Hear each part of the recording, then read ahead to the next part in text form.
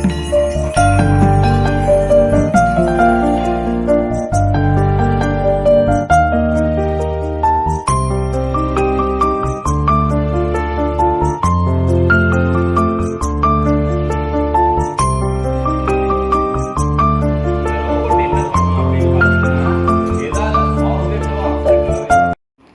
friends, welcome back to our channel.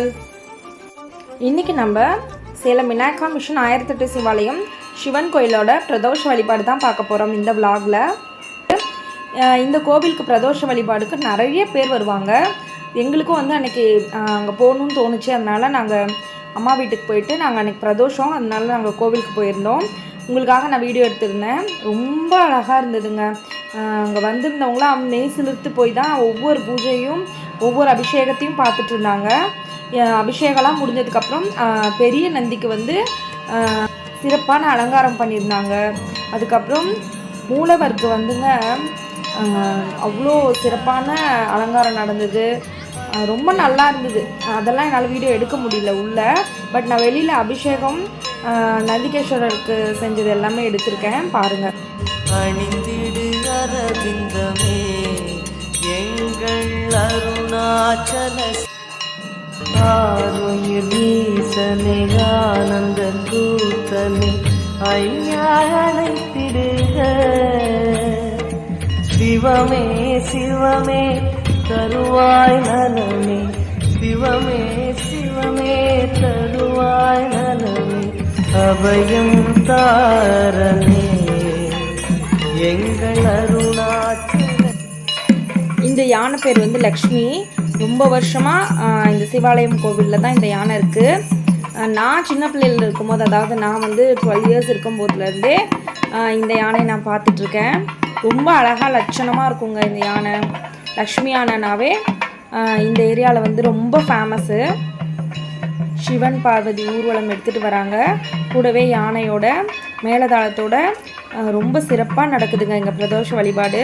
உங்களுக்கு எப்போவாவது பிரதோஷ வழிபாடுக்கு time கிடச்சிது அப்படின்னா கண்டிப்பாக இந்த கோவிலில் போய், அதாவது அரியானூர் 1008 சிவாலயமில் பிரதோஷ வழிபாடு பூஜை போய் பாருங்கள். ரொம்ப நல்லா இருக்குது, மனசுக்கும் நமக்கு வந்து நிறைவாக இருக்குது. அப்படியே பிரதோஷ வழிபாடெல்லாம் முடிச்சுட்டு அன்றைக்கி அப்படியே நான் அம்மா வீட்டிலே ஸ்டே பண்ணிட்டேன். அன்றைக்கி நல்ல மழை ஊரில்.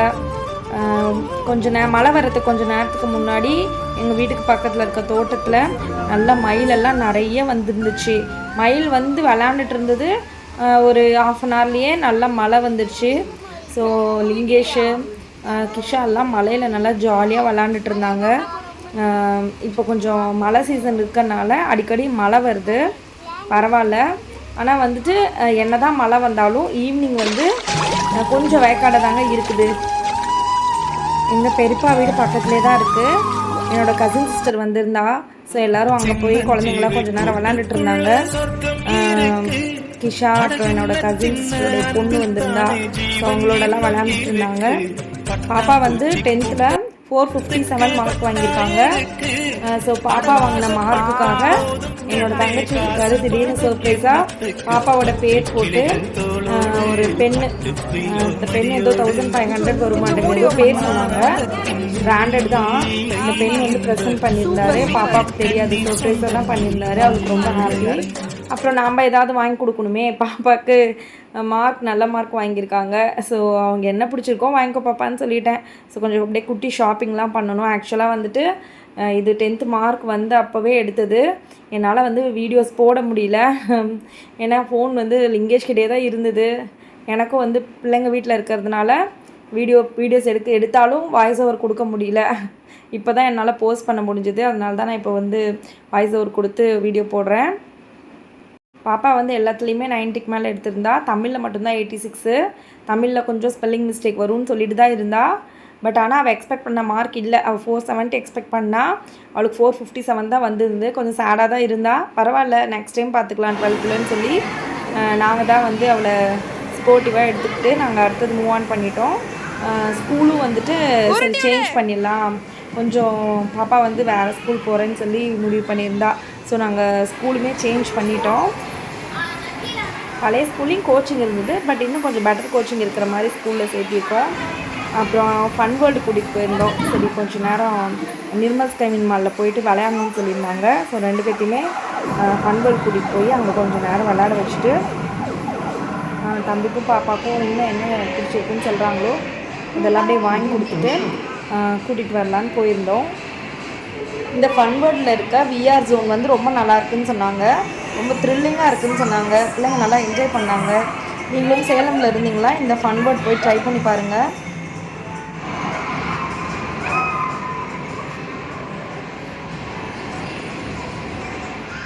வேறு ஸ்கூல் சேஞ்ச் பண்ணிட்டோன்னு சொன்னேன் இல்லையா, ஸோ அந்த ஸ்கூலுக்கு போயிட்டு அட்மிஷன்லாம் போட்டுட்டு அப்படியே ரிட்டர்ன் வரும்போது அப்படியே அங்கே ஒரு ஹோட்டலில் பாப்பாவுக்கு என்ன பிடிக்குமோ எல்லாம் வாங்கி சாப்பிட வச்சுட்டு அப்படியே கொஞ்சம் அங்கே டைம் ஸ்பெண்ட் பண்ணிவிட்டு நாங்கள் வீட்டுக்கு வந்துட்டோம்.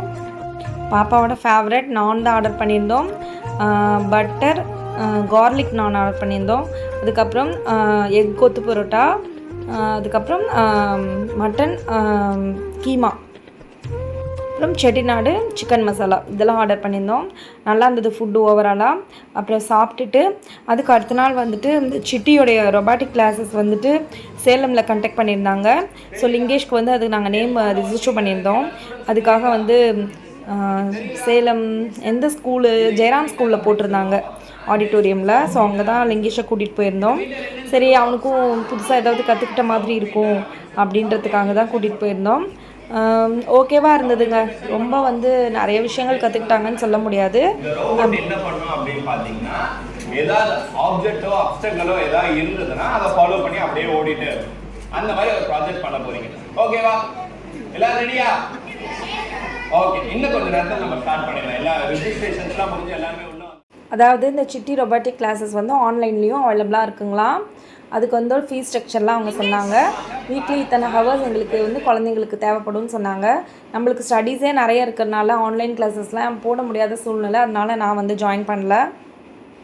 பேரண்ட்ஸ் எல்லாம் ஆடிட்டோரியத்துலேயே இருக்க சொல்லிட்டாங்க. ஸ்டூடெண்ட்ஸ்க்கு மட்டும் வேறு செக்ஷனில் வந்துட்டு கிளாஸஸ் நடந்தது. தமிழ்நாடு கவர்மெண்ட்டுக்கு அப்படின்னு பார்த்தீங்கன்னா எல்எம்எஸ் தான் ப்ரொடியூஸ் பண்ணி கொடுத்துட்டு இருக்கு.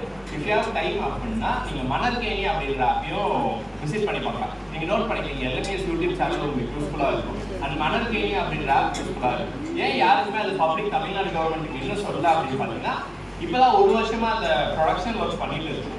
ஸோ அது வந்து ரொம்ப பெரிய கண்டென்ட் லைப்ரரி அப்படின்றதால ஒரு வருஷமாக பண்ணிட்டு இருக்கு. இட் வில் டேக் 3 years ஆகும். மொத்த கண்டென்ட்டையும் கம்ப்ளீட் பண்ணி நம்ம கியூரேட் பண்ணி வைக்க நம்மளுக்கு 3 years ஆகும். ஸோ நீங்கள் ப்ளே ஸ்டோரில் போய் மணற்கேணி அப்படின்ற அவங்களுக்கு வந்து பேசிக்காக ஃபஸ்ட்டு டு 5th ஒரு விதமான கிளாஸஸும் 6th to 10th இருக்கிற ஸ்டூடெண்ட்ஸ்க்கு வேறு பேட்ச் கிளாஸும் நடந்தது. ஒரு செட் ஆஃப் ஸ்டூடெண்ட்ஸ் வந்து பெல்லு, அதுக்கப்புறம் வந்து ரொபாட்டிக்லேயே கார், இந்த மாதிரி காரோ என்ன கார்னால் ரிமோட் கார் மாதிரி ஏதோ செஞ்சுருக்காங்க. லிங்கேஷும் வந்துட்டு பெல்லும் செஞ்சுருக்காரு, அந்த காரும் செஞ்சுருக்காரு. அவங்களுக்கு வந்து ஒரு கிட்டு கொடுத்துருக்காங்க. சிட்டி ரொபாட்டிக் கிளாஸ்லாம் முடிஞ்சதுக்கப்புறம் கொஞ்சம் ஸ்நாக்ஸ் எல்லாம் வாங்கி கொடுத்து சாப்பிட வச்சுட்டு லிங்கேஷை வீட்டுக்கு கூட்டிகிட்டு வந்தாச்சு. எப்படிப்பா இருந்தது கிளாஸஸ்லான்னு கேட்டேன். ஓகேம்மா, நியூ எக்ஸ்பீரியன்ஸாக இருந்ததுன்னு சொன்னான். ஓகே ஃப்ரெண்ட்ஸ், வீடியோ பிடிச்சிருந்துச்சுன்னா லைக் பண்ணுங்கள், மறக்காமல் நம்ம சேனலை சப்ஸ்கிரைப் பண்ணுங்கள். அண்ட் தேங்க்ஸ் ஃபார் வாட்சிங்.